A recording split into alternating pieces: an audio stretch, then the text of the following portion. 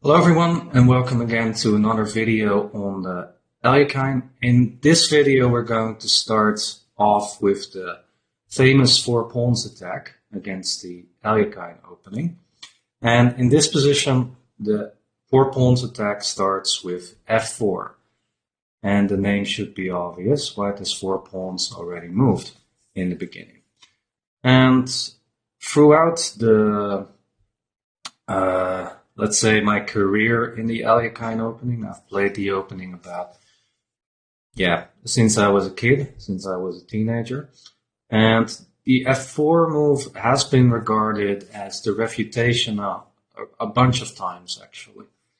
And at some point, there was a grandmaster who actually said, oh, your opponent plays the alekhine? Oh, but then you play the 4 pawns and you win in 20 moves. And I thought that was very preliminary, and a lot of good grandmasters have played against the 4 pawns, including the current world champion, Magnus Carlsen, and still with good results. Objectively, though, I do think that the 4 pawns is one of the best tries for white, if not the best. And I'm not surprised that other authors, for example, Anish Giri in his course on Chessable about 1e4 has also opted, multiple, because Anish is not the only author. I've opted for this opening. And I do have to say that this opening was one of the hardest ones to crack because, well, first of all, let me give you a bit of an overview. You have a few options here as black, and the one that we are going to play is the move g6, a new idea that was also played by Magnus Carlsen.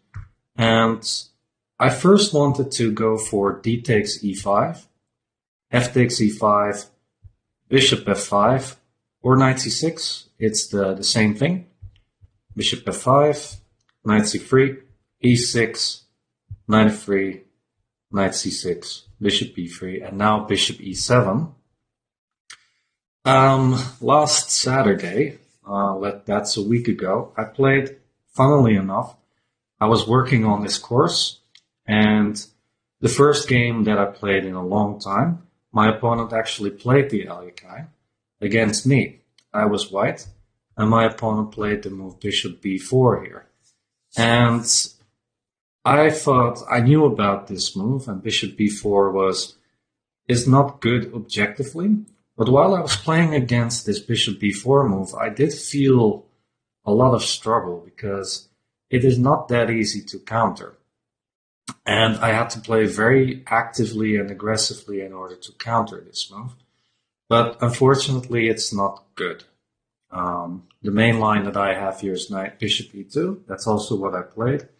And here the best move for black is knight a5, trying to target the c4 pawn. And it leads to unconventional positions because white needs to play c5 now, a move that you don't see very often. So knight d5 now, bishop d2.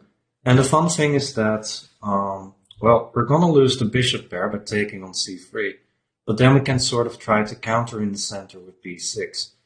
And I was never 100% sure that I was better here from the white side, although I knew objectively that I was, but I did feel some pressure here. So this is definitely an interesting option to play too, maybe even as a surprise weapon. I did manage to win that game quite convincingly because I kept playing active and aggressive in the center with white. Excuse me. But yeah, I wanted to mention this as an interesting option. But the classic line is bishop e7, and which has been played by a lot of grandmasters, especially in online blitz. But after bishop e2, d5 has been regarded as the refutation for a long time, but that doesn't work here, or at least it's less convincing than bishop e2 in my opinion. Because there was a game between Grishuk and Peter Svidler in 2009, which more or less showed how black should play against this. And that's, in this position, it's really important to play bishop d7 to counter the check on b5. And black was actually okay, and I actually managed to win a game in this line, in the 10d5 line as well. I didn't play what Svidler did, but still I got a decent position. And even managed to grind out a win in the end. But the main move is bishop e2. Short castle, and now f6. He takes f6, bishop takes f6. And now the play continues with this tension. We are going to focus on the d4 pawn, but white is also going to defend against that. And an example game here is the game between Ray Robson and Daniel Naroditsky, two grandmasters, young grandmasters from the United States. And here the game went queen d2, queen e7, rook d1, rook d8. And yeah, objectively, we are just a bit worse because we have a worse pawn structure. But if we can somehow get e5 in combined with knight d4, then we could get some counterplay here as black. But the thing is that white nicely prevented this. It's never good to play this because we will lose a pawn. And white simply played very, very accurately here. King h1, really nice move. The king gets out of trouble and also creates a square for the bishop, perhaps, in some cases. And we cannot do anything here. We cannot do much. h6, maybe a small improvement. h3, also a small improvement. Rook d7, queen c1. Rook e8 was played. Rook d2. As I said, white's going to focus on the d4 pawn. Queen d8, rook f d1. King h8, b3, bishop h7, bishop g1. So both players were just very silent and waiting for the other to do something. But the one that's actually improving its position is white. White has the better position. So if the position stays the same, then white is going to be the one who at some point is going to pounce in the center. And here Naroditsky went wrong with the move knight c8. It was better to basically do nothing at this point. But he played knight c8. And now after d5, white decided it's time to break, and it was a perfect moment. He takes, knight takes, and with this beast of a knight on d5, white actually got a winning position and also went on to win in this game. So basically, also what I want to mention is that besides that this line is simply better for white, it has also been studied quite extensively. This position that we had here has been on the board quite often. It's not a rare line that we are facing here. It's one of the big main lines. So if players study the 4 pawns, then this is the line that they are going to check first, for sure. So that's the reason why I did not want to recommend the classic line like this. I did check if other lines were fun, were interesting. For example, I checked the c5 move here, which is fun to play because, well, we're threatening this, and it looks so strange that it's actually kind of interesting. But white simply has very easy. This is the main move, c4. Looks really weird, but if we get a bishop here and a bishop there to pin the knight, then it's not actually that bad.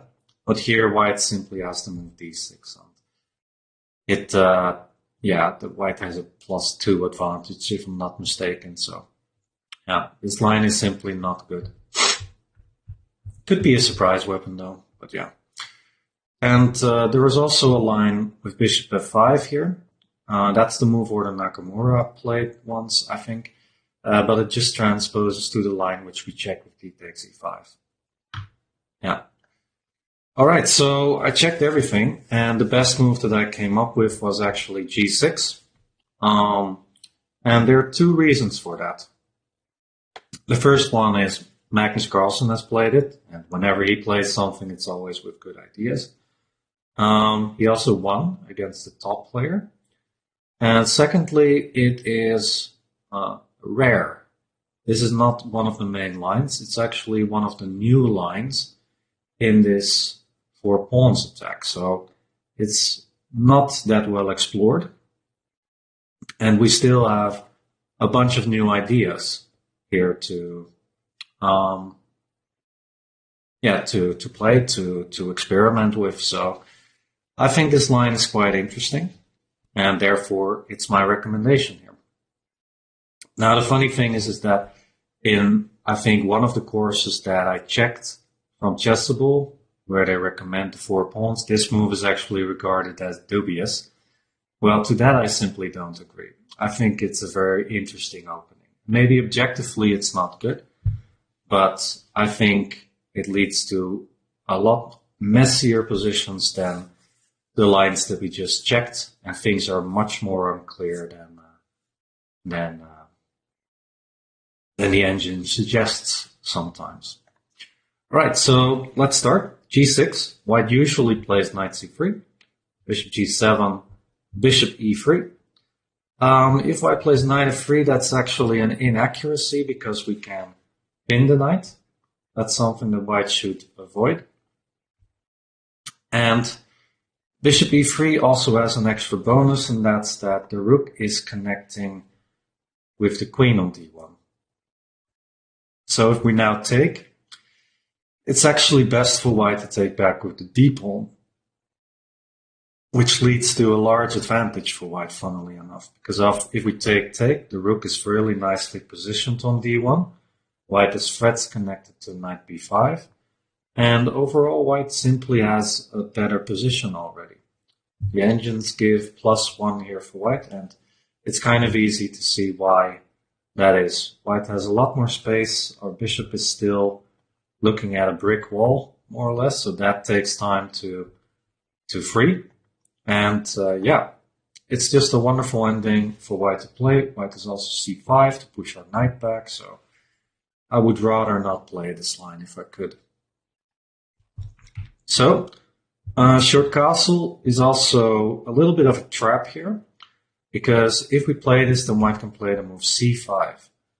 A little bit of a move order trick, because if we now have to take, once again, the queen is protected by the rook, and if we move our knight backwards, then white is once again in really, really good shape. So this is a move to remember. Here you don't want to castle, and actually in many lines we don't want to castle too early. So that's something to remember. And now we're diving into the Magnus Carlsen invention. That's how I'm calling it, because I think that before Magnus played this, the line wasn't very well studied, although some grandmasters did play this line. But yeah, it's the move bishop e6 here. Now, we are not exactly threatening to take the pawn on c4, because white is indirectly defending it with the queen a4 check, so it's not a blunder if white plays a normal move here. But it is really annoying to face, because white has to deal with that threat almost constantly. And so d5 is the move that we are going to take a look at right now. Other moves are possible as well. Once knight f3, we can take a look at some point. And in two other courses, rook c1 and b3 were recommended.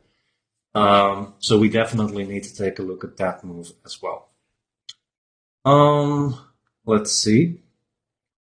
Did I forget to mention something before we can move on? No, I don't think so. So d5. Now, it looks like we are going to lose a tempo here, because our bishop is attacked, obviously. And the best move here for black actually is the funny bishop c8 back. Now, I do present bishop f5 as an alternative, because white needs to be quite accurate here to get an overwhelming position. The best move is knight f3, short castle, and now the best move is actually h3. And the idea is that we cannot move our knight to d7, because then our bishop will be trapped on f5 by g4. So, but if white does not play h3 and plays, for example, the very natural bishop e2, then we have to move e6. And that's the point, more or less, of provoking the d5 move here. We can start attacking these pawns, absolutely in the alekhine style. We push, we let our opponent come forward, and then we can counter that. And this is a very nice example of that. So this is really in the spirit of the alekhine. For example, short castle, takes, knight 87, and we already have some pressure here in the center since the e5 pawn is under attack. So if this was possible, then I would have recommended this. But the thing is that after h3, we cannot play the move e6 once again because of g4, and we once again lose the piece. So h3 is the culprit here, and the reason why I would not recommend bishop f5, although it still leads to interesting positions. Objectively, white is a lot better, but optically, it's kind of a hard position to play still. So c6, for example. Knight a6 is also interesting, but should transpose. So c6, bishop e2. G4 is not useful for white to include because we can go back and then white has an unsafe king if he castles. So bishop e2 is definitely better. Just leave the bishop on f5 for now. Takes, knight a6. Yeah, the arrows were indicating once again that the knight cannot go here, but we can go here where we have some ideas with the knight. And now I think the best move for white is actually queen d4. Yeah, and that's a move that is pretty hard to spot as well, because if you are not paying too much attention, then short castle looks very, very natural, right, to play, just finish development. But if we take, and play knight b4, then white is actually already in a bunch of trouble. Yeah, because we have a double attack, more or less. We're threatening knight c2, and we're threatening to take the pawn on d5. So these are good examples of how the position can still be very complicated and how accurate white needs to be in order to get an overwhelming advantage. And that's the reason why in the courses, let's just mention them, of Sebastian Mikhailov with the energetic 1e4 course, and Anish Giri's 1e4 course part 2, they don't recommend this d5 move because, as you can see, it leads to a lot of messy, complicated positions. And that was very nice to hear that they would not go for this line, because objectively, I think still this is the best line for white. But yeah, after queen d4, we are a lot worse. And this is the reason why I did not go for bishop f5, because I think that it's now very hard for us to create some counterplay. And white will just finish development and be extremely happy here. But yeah, white did have to play these past three moves very, very accurately. So still an interesting alternative, bishop f5. But bishop c8 is the move that I want to focus on. And the reason for it is that, well, with the bishop not on f5, e6 is still an idea for us. And we can also put a knight on d7 now, since our bishop will not be trapped on f5. Now, we did spend an extra tempo to provoke d5, but that's okay. So let's focus on some bad or inaccurate moves for white. Knight f3 is the best move, protecting the pawn on e5. But let's take a look at what happens if white takes. Well, if white takes, then why did he play f4? First of all, so if white still takes, then we should be extremely happy. Both captures are okay. Personally, I like the move bishop takes c3 in this case, because after b takes and now e takes, we have nice targets to play against, especially the c4 pawn. And after knight f3 short castle, it's really hard for white to make use of the dark squares here. Plus, the rook e8 move is coming next, so yeah, we are absolutely fine here. E takes d6 is, not a nice move to make from white. It doesn't make sense. Why would you play f4 if you take on d6? C5 is a move that might look tempting to play, but that's actually also helping us because, well, we don't necessarily have to take on C5. We can actually play knight D7, still targeting both pawns, so white needs to make a decision here. For example, C takes, well, E takes is very nice here, opening up the E file once again, where we can have a lot of potential. White should probably play E6 because if white takes, then once again we have a wonderful position. So white needs to play E6, takes, knight F6. And this was actually a game that we're going to follow now. Queen B3, protecting the E6 pawn. Queen E7, don't play short castle because then there is a battery. Yeah, I say pins are awesome all the time, but discovery checks are very awesome. Okay, let's move on. Queen E7, long castle. Queen takes E6. Notice how we cannot take with the bishop because the B7 pawn is under attack. But queen takes wins a pawn, and we're actually trading queens most likely, and white will not have enough compensation for the pawn. This was just a sample game of how things could go wrong. These were, I think, titled players. They were at 2300 rating. So, yeah, C5, not the best move here. Let's take a look at knight F3. That's the best move. White wants to keep the bishop on G7 under control by creating some sort of a wall for the bishop to look at. Now here I have checked a bunch of moves. Well, a handful of moves. You could call it a bunch if you like. But short castle is a move that I checked. And that's in combination with bishop G4 again. So bishop B2, bishop G4. Short castle. And this is an idea that you'll see also in the next chapter, because white doesn't care about the E5 pawn at this point. If we grab it, then I think F takes E5 is also good enough for white. But in this case, white can even play F5 with fantastic compensation for the pawn. White will soon get an attack on the king side. White has more space, can push us even further back. Still has got our bishop under control because, well, it still cannot get out. And yeah, white's just going to pile on the pressure on the F7 pawn, I think, by putting the rook on F1. So bishop G4 was not a move I wanted to play. Also, right now, it's not the best. It's a decent alternative, though, because we are still targeting the E5 pawn. So, for example, if white plays E takes D6 because he is scared of losing a pawn, then well, once again we can take. And we are more than happy. But we are kind of bluffing with winning the pawn. If white understands that sacrificing that pawn is actually perfectly okay, then white should play H3. And now if we take, white can take back on E5, maybe even play F5, but the move that I liked a lot is long castle. And yeah, white has a fantastic position for just one pawn. So I would be kind of afraid here.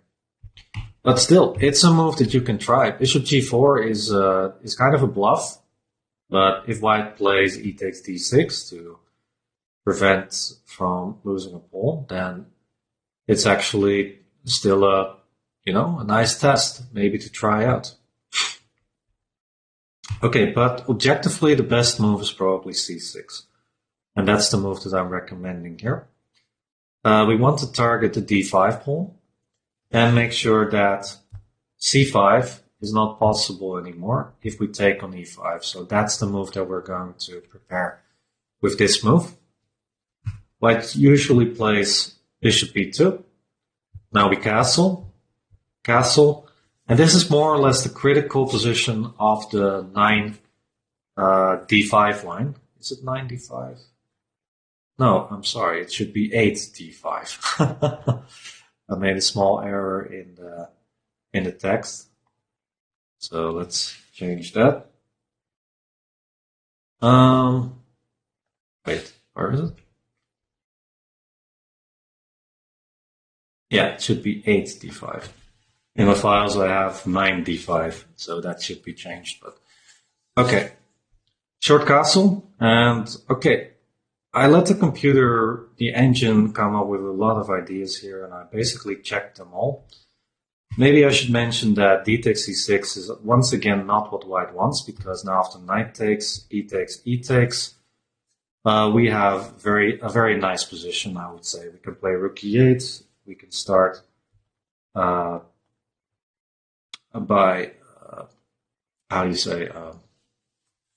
preparing the d5 move in order to break in the center.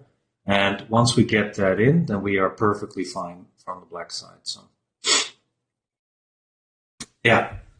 So, white should play short castle. And now, the move that I'm going to recommend is d takes e5. This is a novelty, according to my files. Maybe now it hasn't been. I haven't checked if it's a novelty in the past month. But d takes e5 is the move that I like the best here. I did put in some alternatives. The move that I wanted to recommend really was bishop g4. And then with the idea to take on e5, but prepare taking with knight d7. The white has a fantastic move here, which is actually kind of, instructive, because e6 is a move that is very often a problem for us.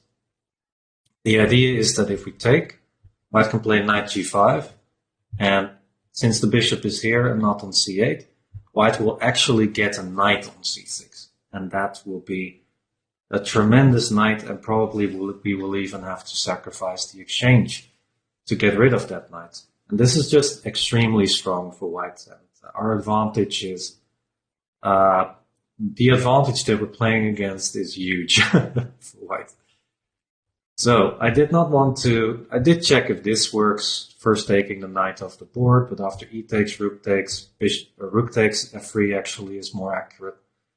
Then it's simply very hard to, this is a position that I would not like to play at all.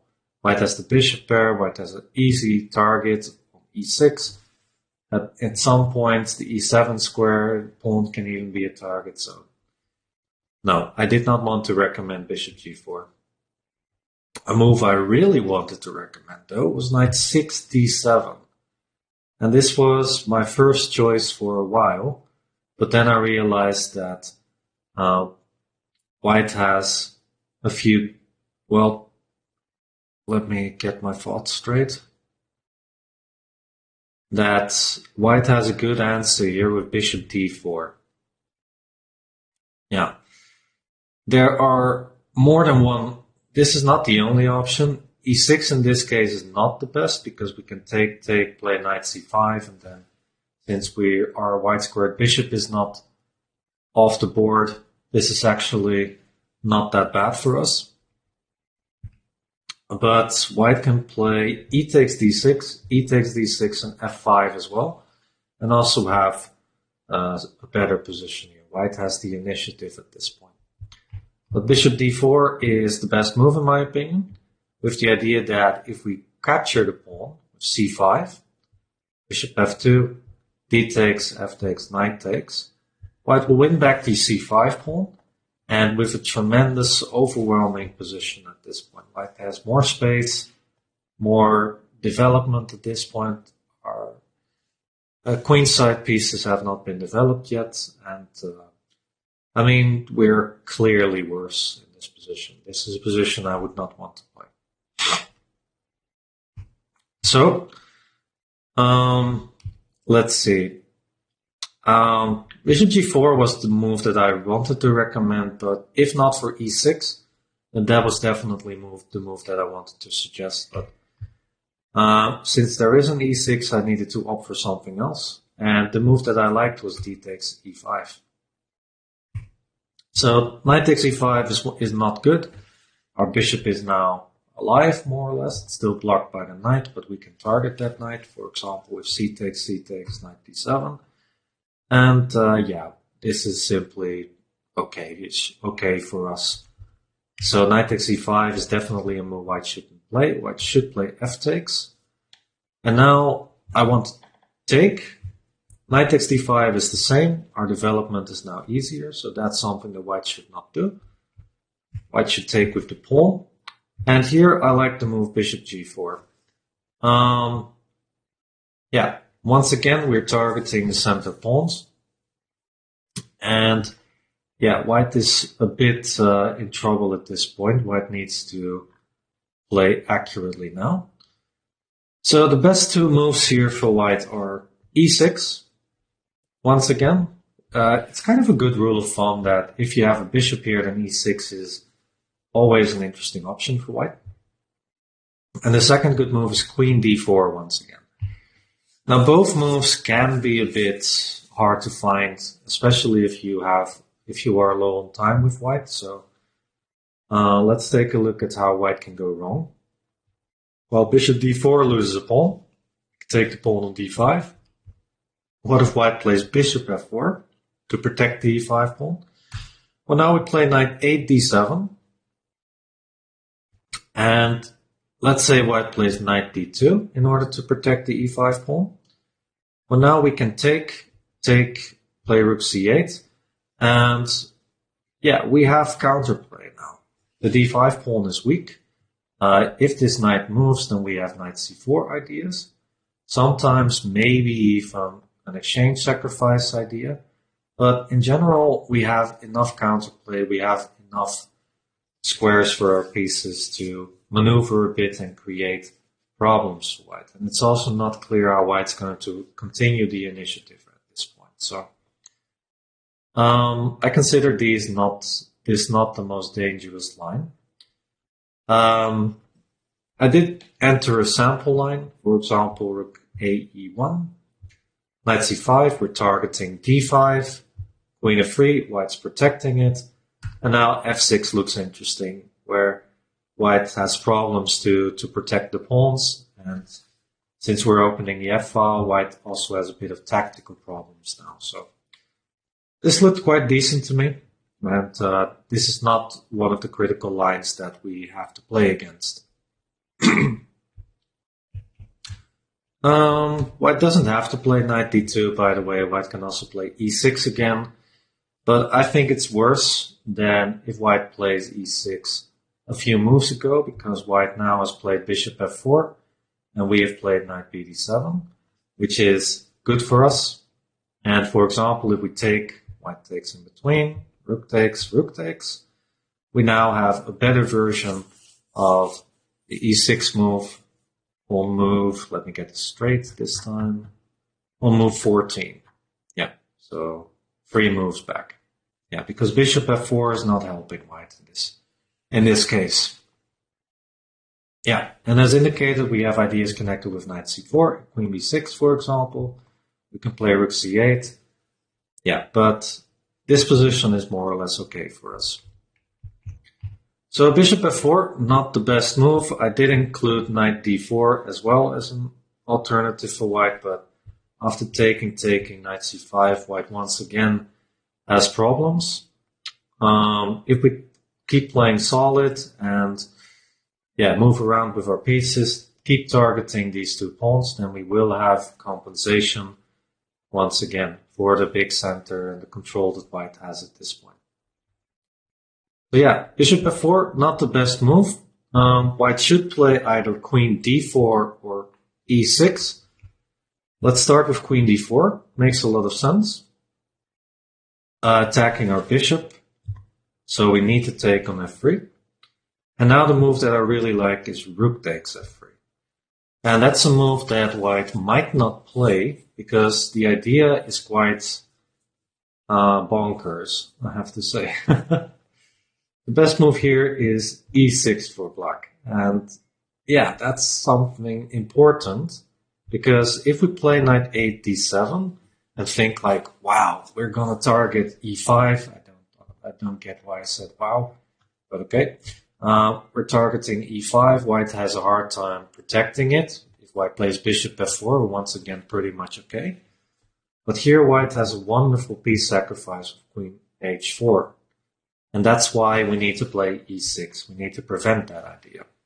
Because if we take rook h3, h5, bishop takes h5, white's attack is already too much for us to handle. Yeah. So instead, we need to play e6 now, preventing queen h4. And now after d takes e6, d6 is probably not good because after knight 8 d7, followed by rook c8 and rook c5, I don't really understand why knight c6 is not a move here. By the way.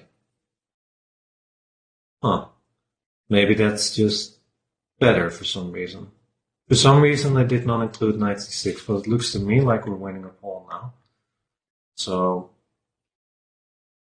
yeah, there might be a reason why I didn't include this, but in any case, d6 is not good. We win a pawn with knight c6, or we can play knight 87, which for some reason might be better.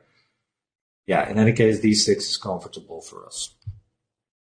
So, white needs to take. Makes sense. White has the bishop pair, so white should open up the position. We take back. Now after rook takes, queen takes, rook f1, queen e7. White actually only has one move which gives white a significant advantage.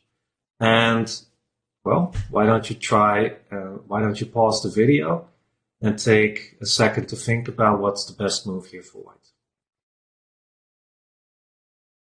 Okay?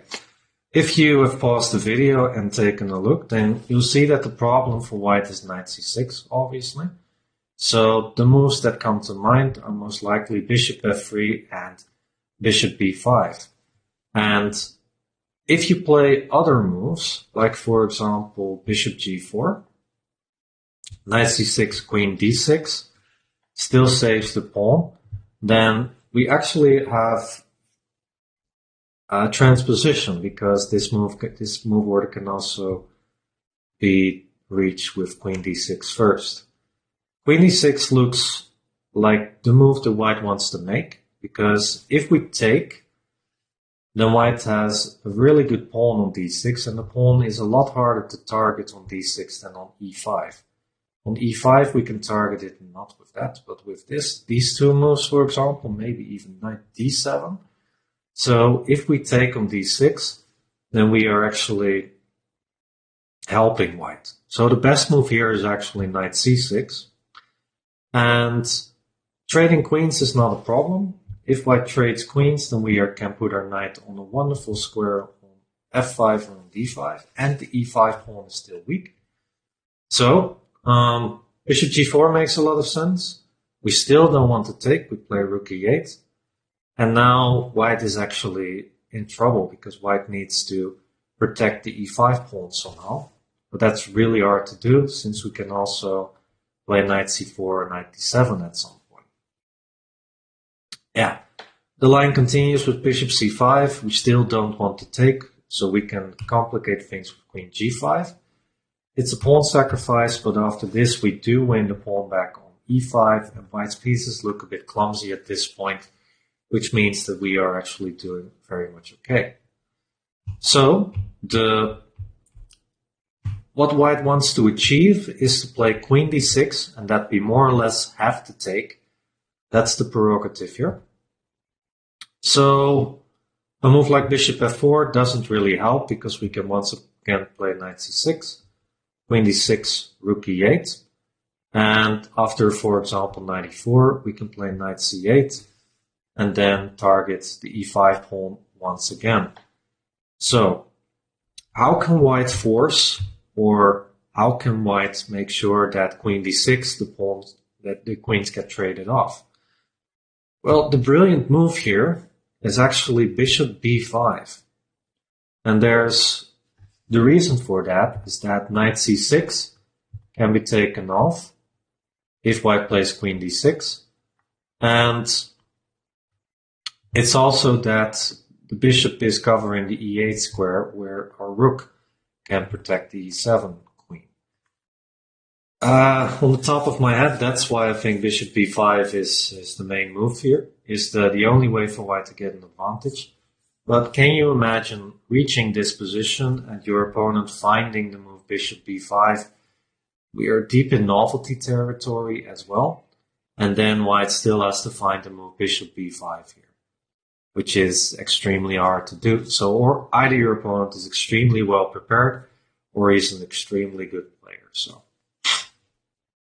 yeah, bishop f3 is the alternative as well. But here I want to play knight 8 d7. We want to target the e5 pawn as soon as possible. White can take the pawn. That's true. And once again, if white plays queen d6, then we can play rook e8 with compensation by targeting the e5 pawn, obviously. This arrow needs to be included. And knight c4 ideas. So what happens if white takes? Rook b8, bishop a6, for example, knight takes e5. And we have a bunch of threats that white needs to deal with.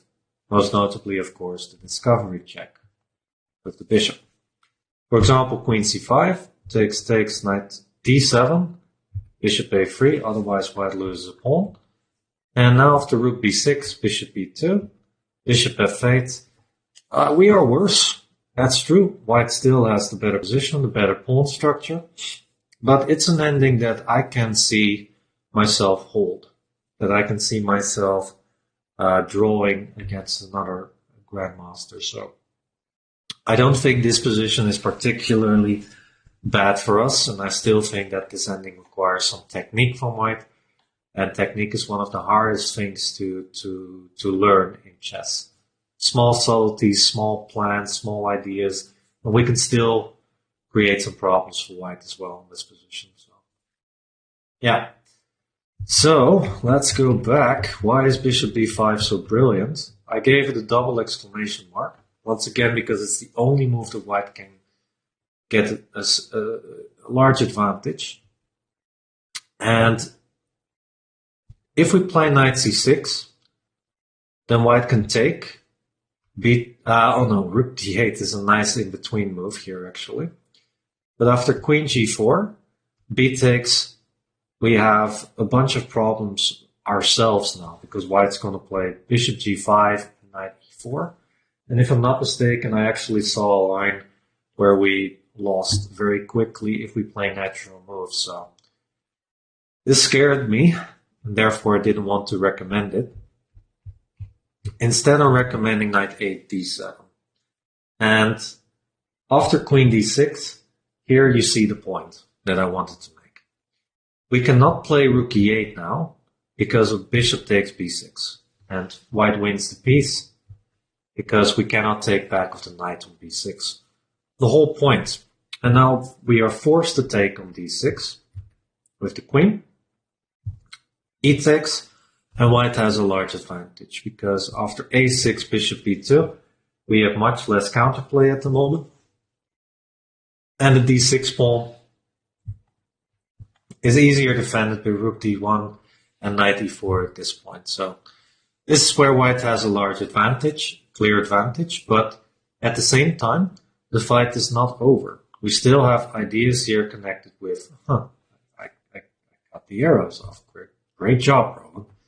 With rook c8, knight c4, and with taking on c3 at certain points. But yeah, white has targets as well by targeting the e6 pawn, for example. This is a position I would rather not play.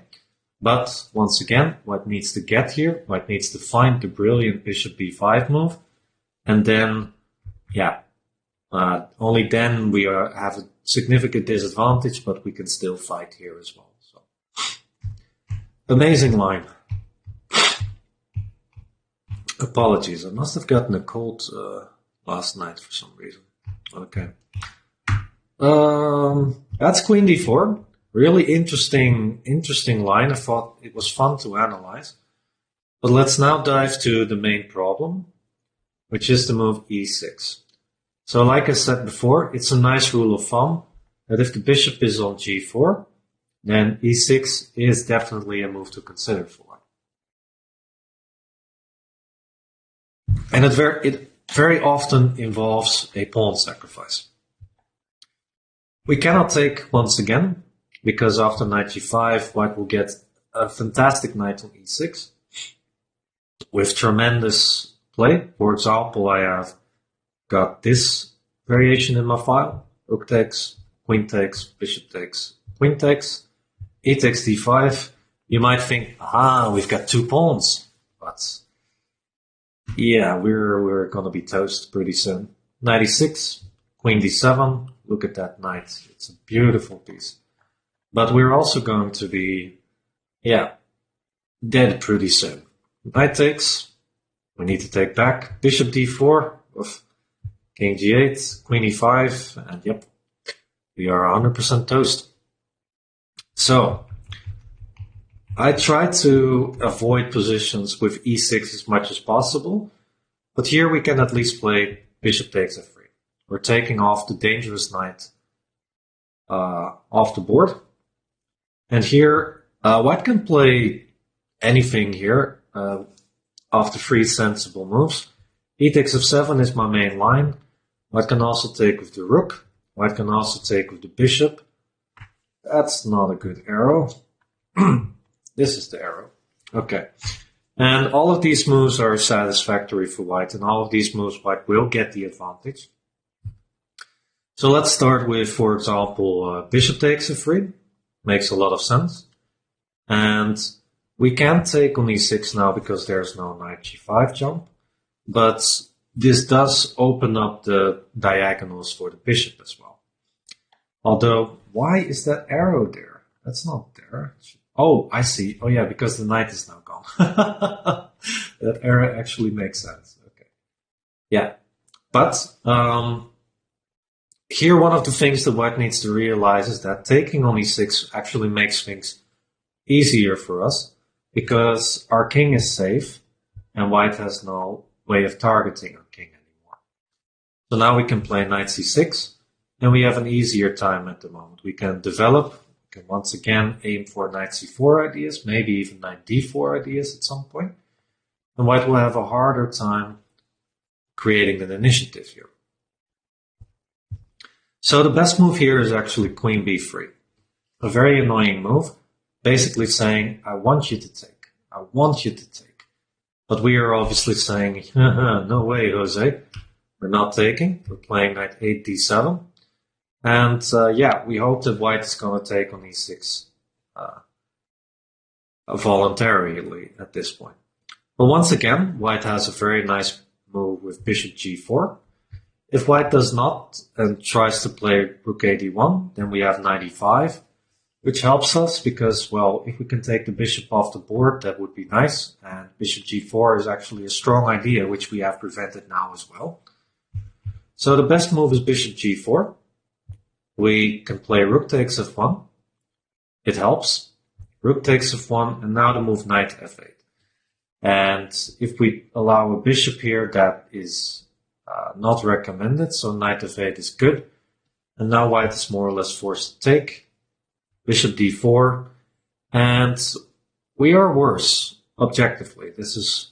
White has the advantage here, but it's hard to see a breakthrough once again. I do see ideas for white, obviously, but I do see us being very solid in this position as well. White needs to deal with this tactical idea with queen d4 for us. And yeah, we are extremely solid. All our pawns are protected at this point. White does need to hang on to this pawn. If we can trade off some pieces and make sure that white cannot get an initiative, that this position is still manageable, I would say. Yeah, so that's the bishop takes f3 line.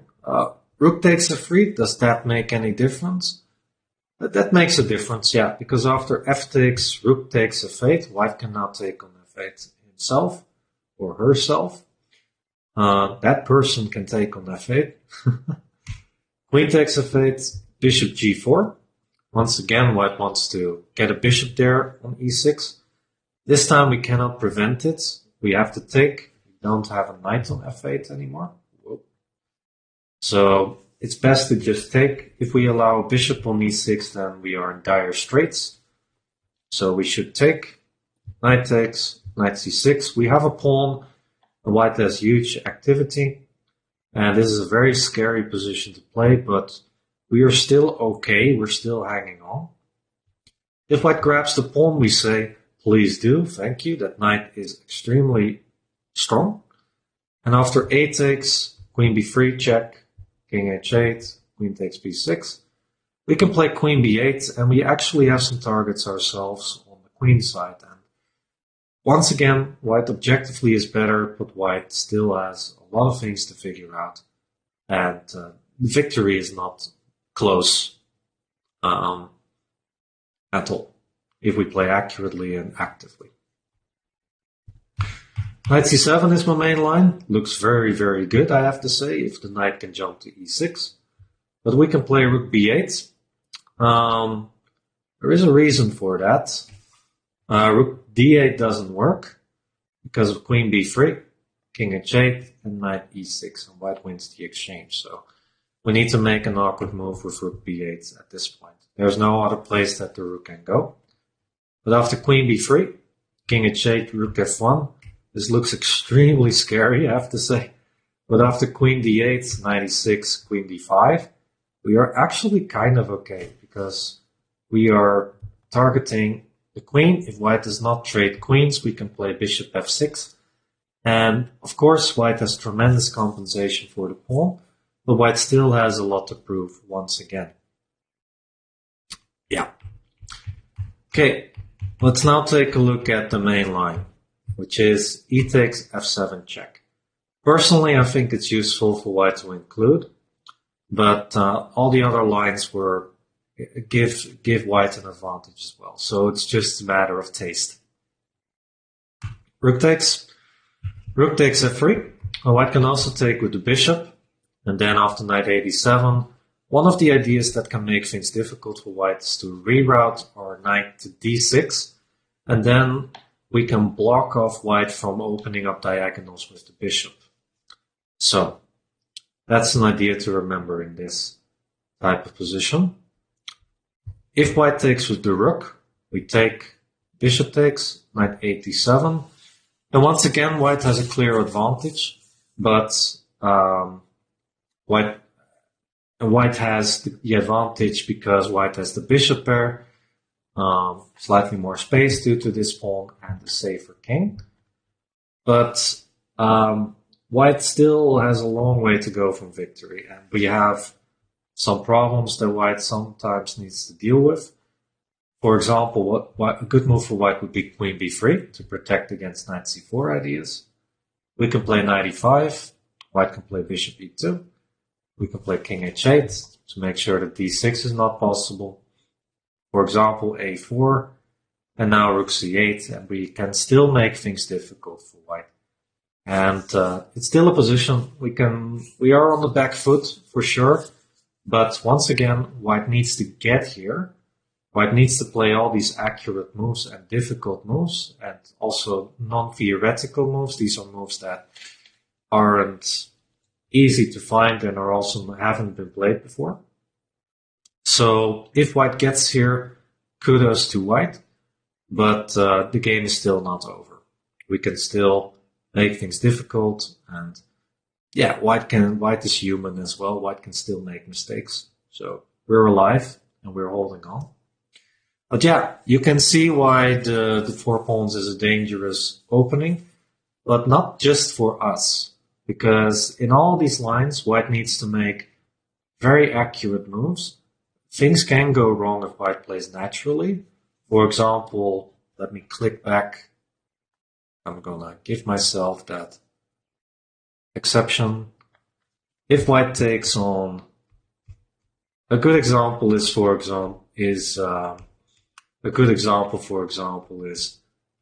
if white takes with the knight, for example, looks kind of decent. But the move that I wanted to suggest actually is what happens if it's very easy for white to take on d6, for example, or to play c5, or to play other moves. So I definitely see a lot of practical value in this line, and that's why I chose this as my recommendation here. All right, long video, extremely long, but yeah, necessary. I think this is one of the most dangerous openings to face. So, okay, hope you enjoyed. Thank you for watching, and I'll see you in the next video.